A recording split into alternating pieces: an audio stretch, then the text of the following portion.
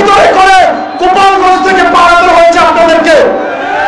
আপনারা যে অনৈক্যের বীজ বাংলাদেশে বপন করেছেন, সেই অনৈক্যের বীজ বপন করার কারণে আপনাদেরকে আজকে ট্যাঙ্কের ভিতরে করে গোপালগঞ্জ থেকে পালাতে হচ্ছে।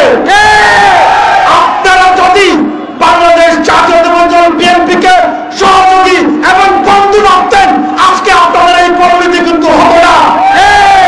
সুতরাং আমরা বলতে চাই, আপনারা যদি ভুল করে থাকেন এখনো ক্ষমা চান, ঐক্যের পথে আসুন। ঐক্যের পথে না আসলে কিন্তু আপনাদের পরিণতি ভালো হবে না।